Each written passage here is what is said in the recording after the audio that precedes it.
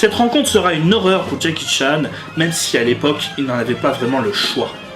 Il est important de rappeler les difficultés qu'a eu Jackie pour arriver à être le plus grand acteur reconnu d'Asie et l'un des créateurs de la kung-fu comédie. Voici le passage sur sa rencontre avec Lo Wei qui a été un véritable enfer pour Jackie. Vous comprendrez pourquoi ses premiers succès et son départ en Amérique.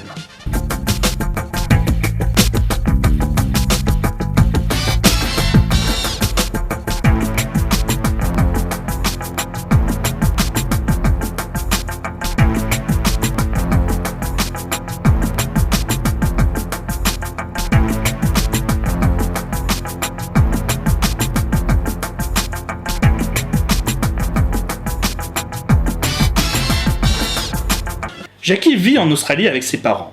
Il contacte Willie Chan, son producteur d'aujourd'hui, qu'il avait rencontré dans une vieille fête pour donner de ses nouvelles. Willie Chan se souvenait de Jackie et avait apprécié ses prouesses lors de sa rencontre. Il lui propose alors un excellent contrat, celui avec Lo Wei Productions. Lo Wei Productions est la boîte de Lo Wei bien évidemment. Il souhaite trouver un nouveau Bruce Lee qu'il pourrait vendre au monde entier. Il prend alors Jackie sous son aile. Lo Wei est un homme à l'ego surdimensionné. Il affirma que la réussite de Bruce Lee n'était due qu'à lui seul. Il est vrai qu'il réalisa 2 de ses plus célèbres films, Big Boss et Fast and Fury, et qu'il l'avait découvert et présenté Bruce à la Golden Harvest, mais tout ceci était quelque peu exagéré. Les prouesses martiales et le charisme de Bruce Lee étant véritablement les raisons de son succès. Lo Wei créa sa boîte de production pour prouver que le succès de ces stars n'était dû qu'à lui, en se présentant comme un concurrent sérieux aux grosses boîtes hongkongaises d'alors. Autant vous dire que cette rencontre entre Jackie et Lo sera un véritable bonheur pour Lo et une véritable horreur pour Jackie. Jackie avait compris que les gens se lassaient de plus en plus des films de kung-fu classiques. Lo Wei, lui, souhaitait garder cette formule classique et ringarde. Lo avait décidé que Jackie serait le nouveau Bruce et qu'il ne lui laisserait pas le choix. There's a new movie called New Fist Fairy. What they do it is kind of like a Bruce Lee. Then I say, okay, I do it. Then after I go back to Hong Kong, I find out it's not my personality. My personality is happy-go-lucky. But the movie, they want to show me like a tough guy. Even the talking, moving, everything they want me to learn from Bruce Lee. That I don't like it because nobody can better than Bruce Lee. And that time, so many Bruce Lee. Bruce Lee, Bruce table, Bruce chair, Bruce telephone, Bruce coffee. Everybody name called Bruce. King of Kung Fu, let him show what he can do. He's the King of Kung Fu. King of Kung Fu. None of one gets success. So this why I tell myself I have to change.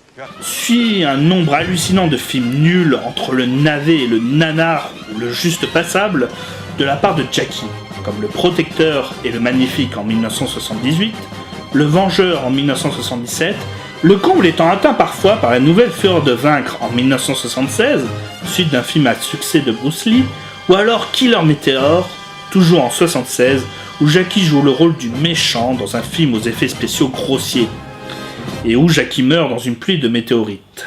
Oui, c'est aussi horrible que ce que je viens de décrire, la preuve en images.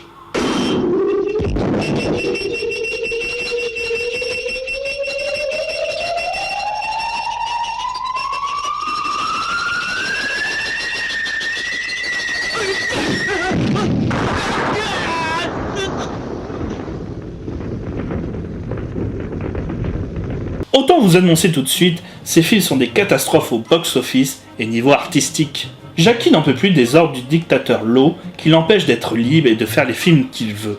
Le moral est au plus bas pour Jackie Chan qui remarque que Lo Wei fait de lui le pire acteur de Hong Kong. Malgré tout, Jackie réussit à prendre le contrôle de 2 films de Lo. Old Love of Kung Fu en 1980 et Snake and Crane Art of Shaolin en 1978. L'un a plus d'humour, l'autre, certains combats sont mieux chorégraphiés que d'habitude. Mais Lo Wei refuse de sortir ses films et se trouve irrité par les improvisations de son jeune protégé. Heureusement, la faillite aidant de Lo Wei Productions, Lo prête Jackie à Seasonal Film. Ce prêt sera d'ailleurs fait grâce à Willie Chan qui fera le rôle d'intermédiaire. NJ Sen Yuen, son nouveau producteur, lui accorde une confiance aveugle. Une relation se noue entre Jackie et cet homme. Pour la première fois, Jackie est libre de tout et il semble être avec des amis, des gens qui le comprennent. Suit alors les 2 films qui vont révéler le style Jackie Chan, Snake in the Eagle Shadow et Drunken Master, tous les 2 sortis en 1978. Ces films chorégraphiés par un certain Yuan Wang-ping, alors méconnu lui aussi à l'époque, seront des énormes succès publics et artistiques. Les films se démarquent par leur aspect burlesque. L'humour n'est pas omniprésent, mais elle reste un élément clé et novateur pour le kung-fu qui semblait se démoder de jour en jour. Jackie est alors couronné de partout.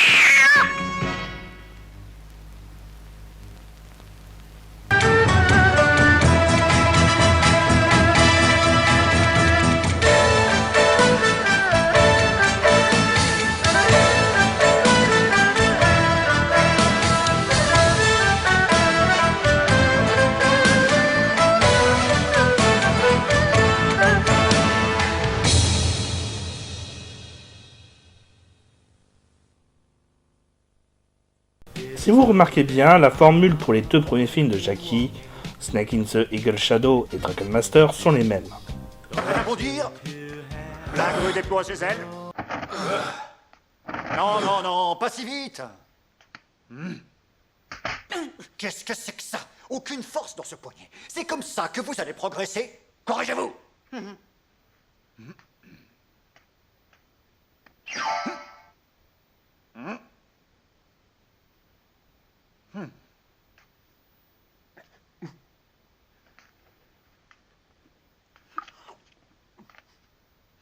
Redressez-moi ce bras.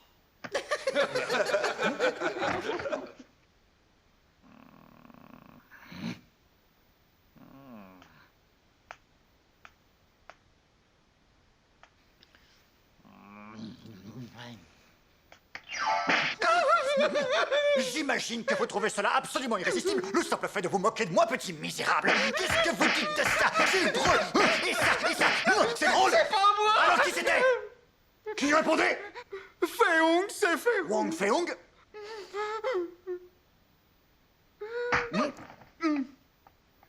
Alors, Wang Feung? Maintenant, sous prétexte que vous êtes le fils de Maître Wong, vous pensez pouvoir faire ici tout ce que bon vous semble? Qui vous a dit que le kung-fu se résumait à vos exercices? Alors là, vous pensez que mon kung-fu laisse à désirer? Oh, il y a pire, donc ça veut dire qu'il y a mieux aussi. Qui va apprendre l'humiliation et s'entraîner avec un vieux qui va lui apprendre à devenir quelqu'un de correct, quelqu'un de bon. Pour finir par combattre un brigand ou un voyou hors la loi. Bien entendu, ce n'est pas le scénario qui prime dans ces 2 premiers films. Non, ce sont surtout là où Jackie va pouvoir poser les bases de son kung-fu comédie. Des techniques de combat complètement farfelues et portant au burlesque des situations. Pas de bol pour Jackie qui commence à peine à connaître le succès que Lowe le rappelle à l'ordre. Malgré son succès, Jackie aura besoin de l'aide de Willie Chan pour convaincre Lowe de faire le film qu'il souhaite. Arrive alors La Hyène intrépide en 1979, écrit, réalisé, chorégraphié par Jackie Chan himself. Son rôle est encore plus burlesque que d'habitude, il affronte ses adversaires en jouant avec ses émotions. Pareil rôle est un exutoire pour Jackie Chan qui en fait trop parfois. Il pleure, rit, mine joyeux, mine blessé, il change de tête toutes les minutes. Unmistakable. Unstoppable. Unbeatable. Action superstar Jackie Chan in the Asian box office #1 smash hit. Succès énorme au box-office, dépassant ses anciens scores de Snake and Eagle Shadow, Lowe n'attend pas très longtemps pour prévoir la suite de La Hyène intrépide. Il n'oubliera pas non plus de sortir les films qu'il avait par le passé refusé de sortir à cause des improvisations de Jackie, tels que Adolf à Kung Fu, ce qui explique la date de sortie en 1980, 2 ans après Drunken Master par exemple. La Showbover et autres sociétés de production, devant le succès de Jackie, se rapprochent de lui. Lowe fait signer un contrat blanc à Jackie pour espérer le garder à vie. Mais Willie Chan, en voyant cela, démissionne de son poste chez Lowe Productions et se met à soutenir Jackie dans sa bataille juridique contre Lowe. Les choses vont continuer à s'envenimer jusqu'à voir les triades avoir une importance dans l'affaire. Le père de Jackie avait demandé à celui-ci de respecter 3 choses dans la vie. C'est le seul conseil qu'il lui donnera. On était devant l'aéroport et mon père m'a dit « Mon fils, tu es grand maintenant. Quoi que tu fasses dans la vie, il y a 3 choses que tu dois me promettre de ne pas faire. » J'ai dit « Lesquelles, papa ? Dis-moi. Et troisièmement, pas de jeu d'argent. » Hélas, Jackie dépensera tout son maigre salaire de cascadeur dans les jeux. C'est d'ailleurs une période qu'il regrette.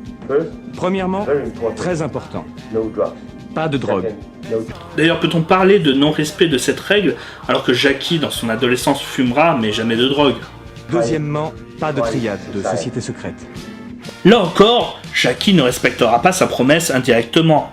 Lowe souhaitant tellement Jackie, et ayant des connaissances dans le milieu mafieux, il fera appel aux triades pour permettre de garder le contrôle de Jackie, son bon filon. Jackie gagnera son procès contre Lowe, son nouveau producteur devenant Willie Chan avec la maison de production, la Golden Harvest. Jackie n'est pas l'homme d'affaires qu'il est aujourd'hui, et ses mauvaises décisions vont retomber sur lui. Pourtant, ses 3 premiers succès, Snake in the Eagle Shadow, Drunken Master et La Hyène Intrépide, l'imposent désormais comme un symbole, l'inventeur du genre Kung Fu Comedy. Avec ces 3 films, il montre des films où il paye de sa personne, en compensation des faibles budgets de production. Il continuera avec La Danse du Lion, sa première production pour la Golden Harvest. Un film très réussi malgré quelques longueurs. Certaines scènes sont devenues cultes dans le cinéma de Jackie Chan, où Jackie affronte 2 gangsters en s'amusant sur une poutre par exemple.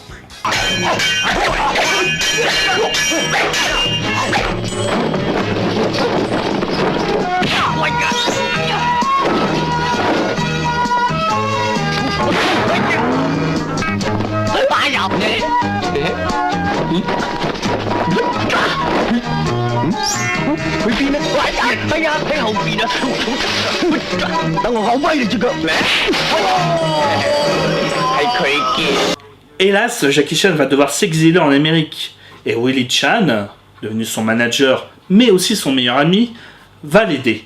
Revenons au point qui fera obliger Jackie à partir en plein succès.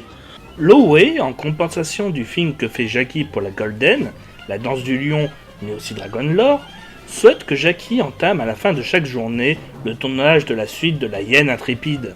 Pour parler très vite fait de Dragon Lore, c'est un film un petit peu malade, comme La Danse du Lion, où le film est divisé en 2 parties. La première totalement comique avec des scènes complètement farfelues avec des cascades impressionnantes et toute la team de Jackie, et la seconde partie où Jackie va affronter des gangsters dans des combats là aussi burlesques qui ont fait le succès de Jackie et sa Kung Fu Comedy. Malgré son côté bâtard, le film reste très intéressant à regarder et reste un bon divertissement. Dragon Lord. Jackie est obligé d'obéir à son ancien producteur, car toujours son contrat et la triade à ses fesses. Il entame la production d'un faux film à chaque fin de journée. Il crée une ambiance pour faire croire à Lowe qu'il tourne ce film sans hésiter. Willie a enfin les papiers et fait en sorte d'exiler Jackie et le cacher aux États-Unis, le temps que l'histoire se tasse et qu'il calme la folie de Lowe. La Hyène Intrépide 2 est alors à peine entamée que Lowe, jamais à bout d'idées pour gagner de l'argent, sortira quand même le film en 1983. Il mettra des scènes du premier film sur le second pour compenser le manque d'épaisseur du scénario. Autant vous dire que ce film est complètement raté et parfaitement incompréhensible. Mais tout cela n'arrangera pas trop Jackie Chan, exilé dans un pays dont il ne connaît guère la langue et seul dans ce pays. Il va alors tenter ses premières expériences dans le cinéma américain grâce à certains contacts de Willie Chan, mais il découvrira aussi le cinéma américain et les grands qui vont l'influencer, comme Buster Keaton ou encore Charlie Chaplin. Jackie va continuer à souffrir de son expérience aux États-Unis, mais de par ses déboires, Jackie va grandir, évoluer, gagner de l'expérience pour son retour à Hong Kong et sa série de films qui feront de Jackie un très grand acteur. Et tout ça sera pour une suite à Total Jackie Chan.